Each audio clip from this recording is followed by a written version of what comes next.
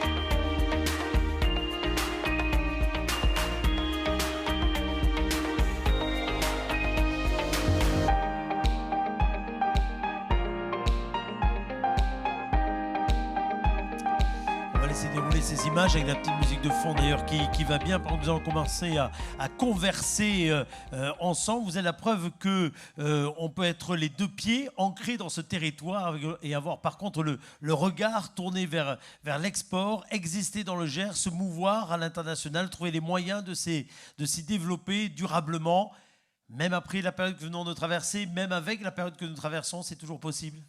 Oui, je crois. Le Gers, c'est certainement le centre du monde, la preuve. Donc, j'attendais celui qui allait me le dire dans cette soirée. Ouais, je le dis. C'était vous. Donc, effectivement, vous avez parlé de la crise Covid qu'on a vécue, mais c'était rien. Aujourd'hui, on vit un autre moment très difficile. On a 80 postes ouverts, donc on n'a pas de candidats. Donc vous avez 80 postes ouverts aujourd'hui? Actuellement, oui, en France, donc pas à l'étranger, sur la France. Sur tout le territoire, donc c'est qu'il y a un peu dramatique de ne pas trouver ce qu'on a besoin. C'est-à-dire qu'on va perdre 4 millions d'euros cette année de chiffre d'affaires par rapport au manque de personnel. Hein, donc, oui, non pas parce que vous n'avez pas les clients en face. Non, les clients, il y a beaucoup de travail, donc beaucoup d'innovation aussi, puisqu'on voit MetaMaps 3D qu'on a innové. Donc faire du 3D dessus, 3D dessous. Donc on a plein de produits, de belles choses et qu'on a du mal à traiter ici sur le territoire français. Et donc on va un petit peu à l'export, notamment à Madagascar, il y a 4-5 ans pour faire du offshore. Hein, donc puisqu'on a 140 salariés qui sont à Madagascar, mais ça aide un petit peu à produire. Et aujourd'hui, on est présent en Côte d'Ivoire, Bénin, Sénégal. Vous le disiez tout à l'heure, cette pénurie de main-d'œuvre est problématique au niveau national. Vous le ressentez également ailleurs? International. Ouais. Moins, c'est à Madagascar, hein, il y a 50% de chômeurs, donc c'est quand même différent. On est loin du plein emploi. Voilà, c'est pas du tout le même pays, les mêmes façons de vivre. Il y a moins d'aide qu'en France, hein, donc il faut le savoir, qu'on est gâté en France, donc, et pas à Madagascar, donc ils sont obligés de travailler, et donc ils ont du cœur à l'ouvrage. On trouve beaucoup de personnel là-bas, effectivement. Alors l'entreprise que vous allez mettre en avant, c'est un coup de cœur, un coup de chapeau. On va la découvrir dans quelques petites secondes maintenant. C'est bien parce qu'elle montre avec vous, d'ailleurs, à quel point, depuis ce territoire, on peut aller chercher de belles aventures, de belles débouchés à l'international. Je vous laisse énoncer le nom du lauréat. J'ai écrit l'Encantada. L'Encantada qui rend l'Armagnac tendance sur le marché américain. Depuis l'UPIAC, vous applaudissez Vincent Cornu, qui est le gérant et également le maître de chez. Venez nous rejoindre, je vous en prie. On va découvrir en images ce qu'est l'Encantada avant que nous ne parlions ensemble de son devenir. Regardez.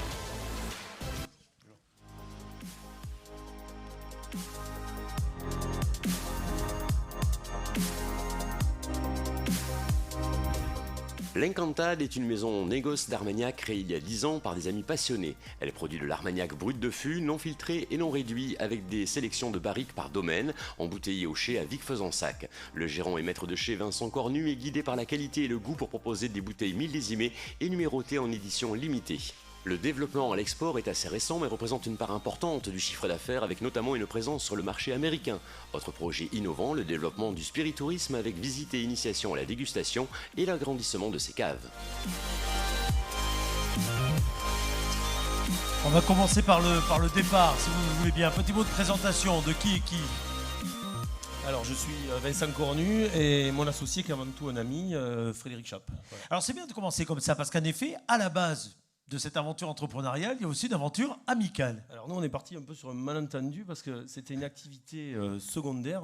Autour de l'Armagnac, comme malentendu, non. Non, c'était une activité passion. On avait tous un métier et on a fait une activité passion en plus. Et l'activité passion, aujourd'hui, s'est transformée en activité principale. Voilà. Alors, cette maison de négoce créée il y a 10 ans, hein, c'est ça ? Oui, c'est ça, tout à fait. A décidé finalement de tordre le cou à une certaine idée qui veut qu'à l'étranger, l'Armagnac ait une image qui n'est pas forcément bonne. Alors, nous, on est parti. Alors, attention. Vrai ou faux ? Je dirais que l'Armagnac est une niche, en général. Et nous, on est sur la niche de la niche, déjà, avec du Brut de Fût. Mais c'est bien la niche de la niche. On est bien dans une niche. C'est étroit, mais c'est agréable. On est au chaud, c'est pas mal. Et ensuite, le plus gros défi de l'Encantada et peut-être de la région un jour, en général, l'Armagnac, c'est de rendre l'Armagnac fun et cool. En gros. Mais les Américains et à l'étranger sont des fois plus réceptifs à ça et à notre discours et à notre traçabilité sur les produits. Oui. Parce qu'aujourd'hui, vous vous développez de quelle façon à l'international ? Avec quel territoire clé ? Et puis finalement, avec quelle stratégie ? Parce qu'on voit bien que dans votre domaine d'activité, il y a plusieurs possibilités, et notamment le fait d'y aller en meute à quelques endroits, ou au contraire le fait de creuser des réseaux avec des portes d'entrée, hein, selon les territoires, qui permettent de personnaliser, finalement, de marketer le produit selon les endroits. Alors nous, on n'y va pas en meute. Enfin, on n'est pas contre la meute. Remarquez, c'est un truc de niche, donc vous avez raison. On est arrivé dans les derniers, on n'avait pas 3 générations derrière, on n'avait pas. Donc on y a été petit à petit, on a regardé beaucoup ce que faisaient les autres. On a regardé aussi beaucoup ce que faisaient les autres spiritueux. On a peut-être étudié.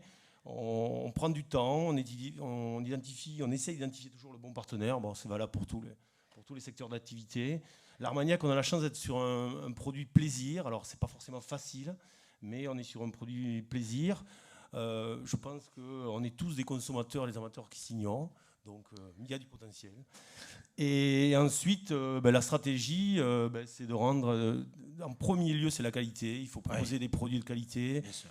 Et la qualité, le bouche à oreille, fait le travail, l'authenticité. Il faut vraiment proposer des bons produits. C'est le maître mot et c'est notre stratégie première. Et ensuite, il faut y aller, il faut prendre le bâton, il faut bosser. Alors, quelle est la part aujourd'hui de l'export dans votre chiffre d'affaires général ?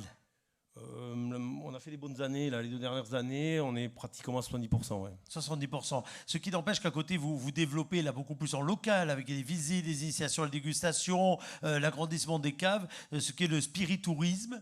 Vous misez beaucoup là-dessus. Nous, on croit beaucoup à notre identité gersoise et à faire venir ce public en fait, d'ailleurs, à leur montrer tous nos atouts, nos paysages, nos atouts, notre agroalimentaire, nos produits formidables, et faire venir peut-être avec une activité plaisir sur l'Armagnac, visite de chais, distillation. Il y a plein de moments dans l'Armagnac, on peut rythmer la saison et faire venir justement des groupes, des passionnés, et les amener et en groupant avec d'autres produits. Ouais. Jacques Sétolo, vous allez récompenser, je le sens, des passionnés. Ça vous fait un point commun parce que vous avez dans le regard les uns les autres les yeux qui brillent, qui pétillent pour la capacité à innover, la capacité à inventer, la capacité finalement à développer cette fierté autour de ce département, autour de ses spécificités. Pour les uns, c'est les valeurs rugby, entre autres, hein, que vous mettez en avant. Pour les autres, ce sont ces produits qui sont ancestralement liés à cette terre. On va vous applaudir très fort. Bravo, félicitations. Je vous laisse remettre le trophée. Jacques, je vous en prie. Bravo en tout cas à ce lauréat.